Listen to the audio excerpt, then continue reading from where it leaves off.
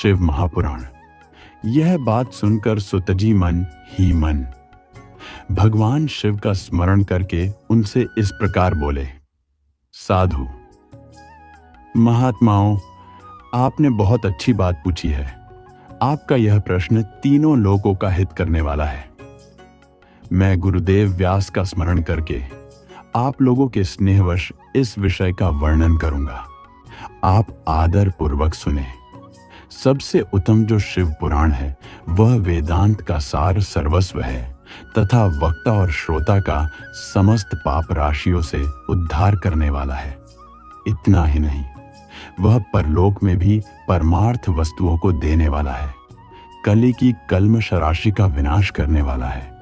उसमें भगवान शिव के उत्तम यश का वर्णन है।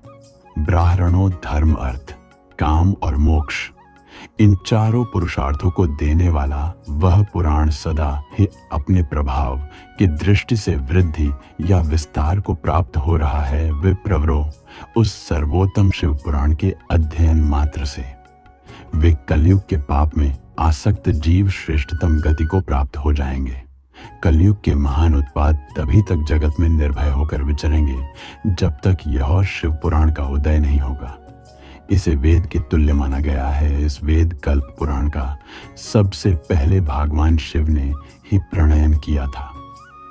विद्येश्वर संहिता, रुद्र संहिता, विनायक संहिता, उमा संहिता, मातृ संहिता, एकादश रुद्र संहिता, कैलाश संहिता, शतरुद्र संहिता, कोटि रुद्र संहिता, सहस्त्र कोटि रुद्र संहिता, वायवीय संहिता तथा धर्म संहिता। इस प्रकार इस पुराण के 12 भेद या खंड है। ये 12 संहिताएं अत्यंत पुण्यमयी मानी गई हैं। ब्राह्मणों, अब मैं उनके श्लोकों की संख्या बता रहा हूं। आप लोग वह सब आदर पूर्वक सुने। विद्येश्वर संहिता में 10,000 श्लोक है। रुद्र संहिता, विनायक संहिता, उमा संहिता और मातृ संहिता, इनमें से प्रत्येक में 8,000 श्लोक है। ब्राह्मणों, एकादश रुद्र संहिता में 13,000, कैलाश संहिता में 6,000, शतरुद्र संहिता में 3,000। कंपोनेंट प्लेसमेंट, कोटि रुद्र संहिता में 9,000, सहस्त्र कोटि रुद्र संहिता में 11,000, वायवीय संहिता में 4,000 तथा धर्म संहिता में 12,000 श्लोक है।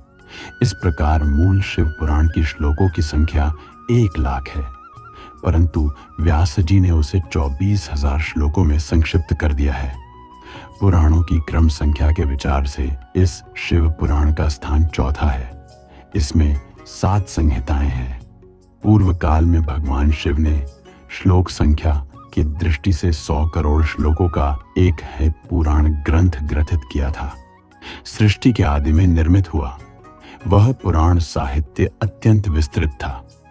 फिर द्वापर आदि युगों में द्वैपायन, व्यास आदि महर्षियों ने जब पुराण का 18 भागों में विभाजन कर दिया, उस समय संपूर्ण पुराणों का संक्षिप्त स्वरूप केवल 4,00,000 श्लोकों का रह गया।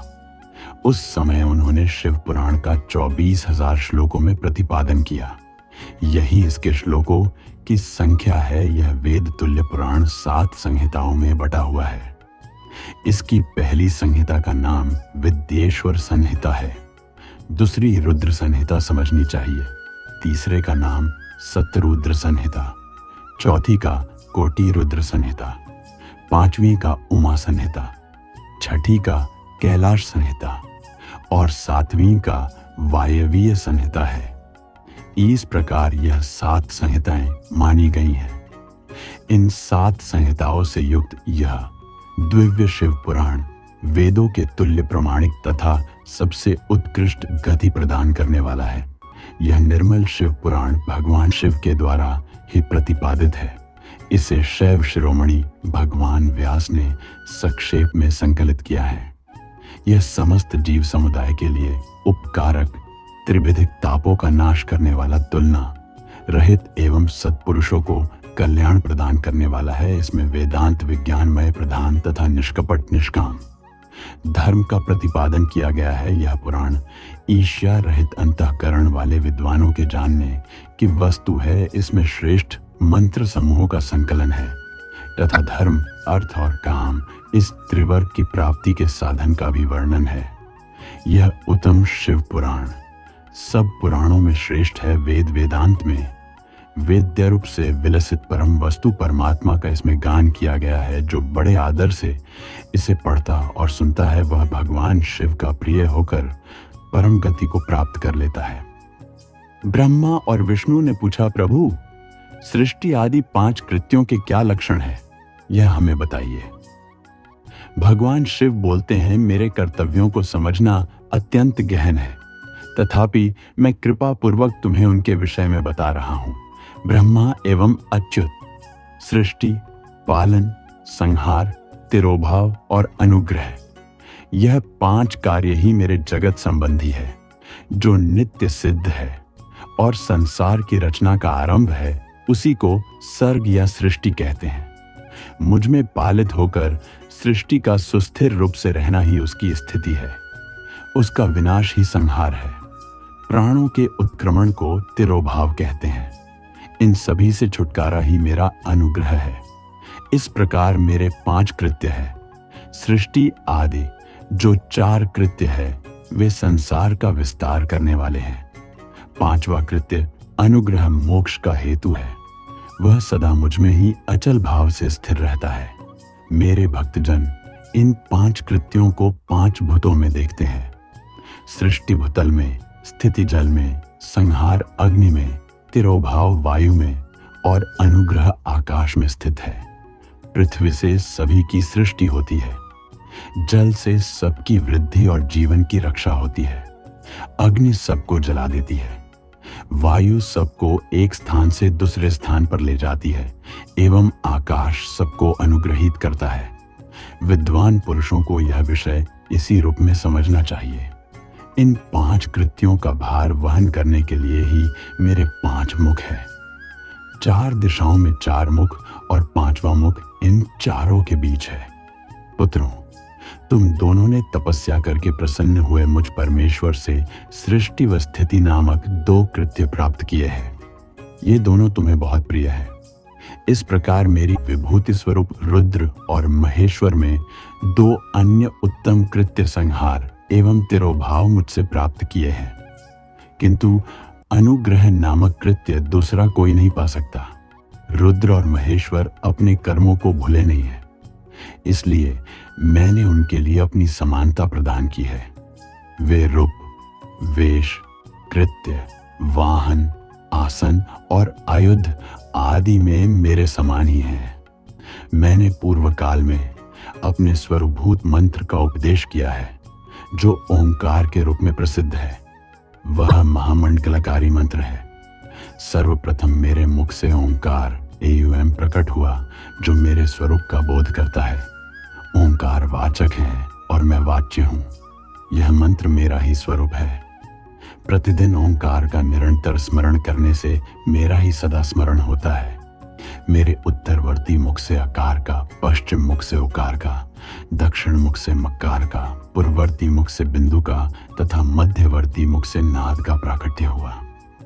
इस प्रकार 5 अवयवों से निर्मित ओंकार का विस्तार हुआ है।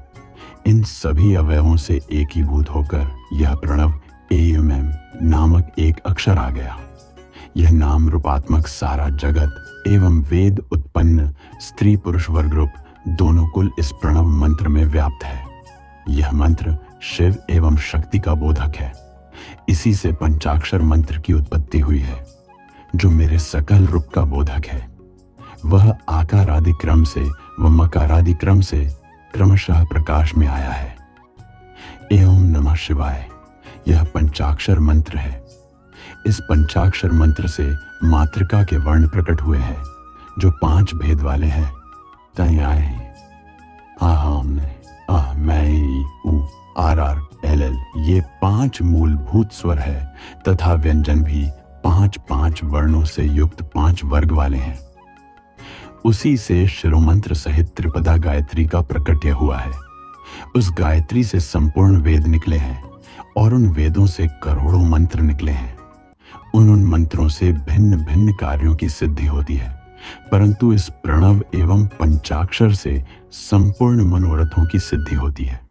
इस मंत्र समुदाय से भोग और मोक्ष दोनों की सिद्धि होती है। मेरे सकल स्वरूप से संबंध रखने वाले सभी मंत्रराज साक्षात भोग प्रदान करने वाले और मोक्षप्रद है।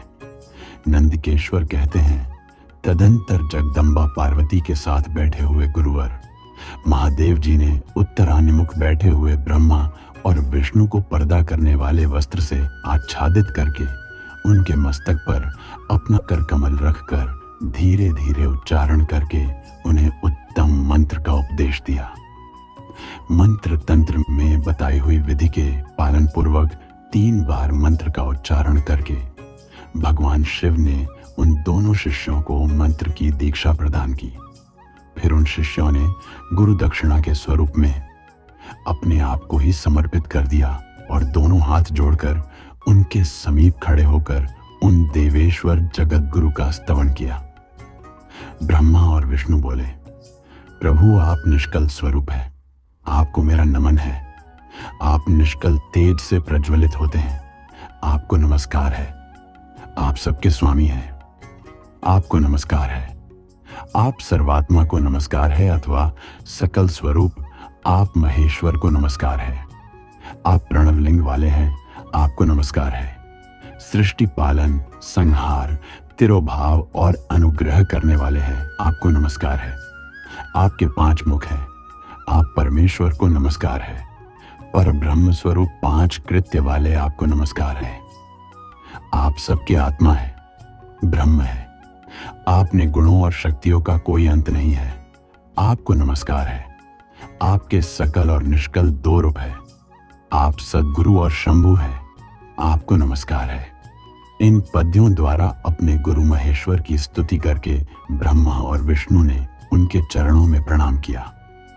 महेश्वर बोले, वत्स, जो प्रणव मंत्र का जप करता जाता है उसका ज्ञान एवं भाग्य बढ़ता जाता है।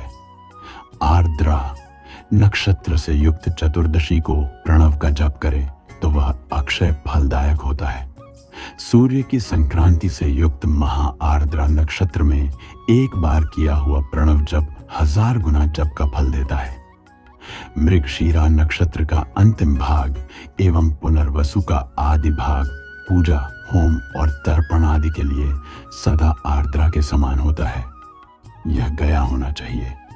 मेरा अथवा मेरे लिंग का दर्शन प्रभात काल में ही, प्रातः और संघव मध्याह्न के पूर्व काल में करना चाहिए।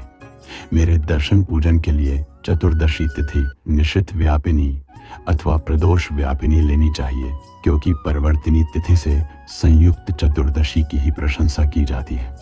पूजा करने वालों के लिए मेरी मूर्ति तथा लिंग दोनों ही एक समान है। फिर भी मूर्ति की अपेक्षा लिंग का स्थान अधिक ऊंचा है। इसलिए मुमुक्षु पुरुषों को चाहिए कि वे मेरी मूर्ति से भी श्रेष्ठ लिंग का ही पूजन करें। लिंग का एहि ओंकार मंत्रों से और वेर का पंचाक्षर मंत्र से पूजन करना चाहिए। शिवलिंग की स्वयं ही अथवा दूसरे से भी स्थापना करवाकर उत्तम द्रव्यमय उपचारों से पूजा करनी चाहिए। इससे मेरा पद सुलभ होता है। इस प्रकार उन दोनों शिष्यों को उपदेश देकर भगवान शिव वहीं अंतर्धान हो गए।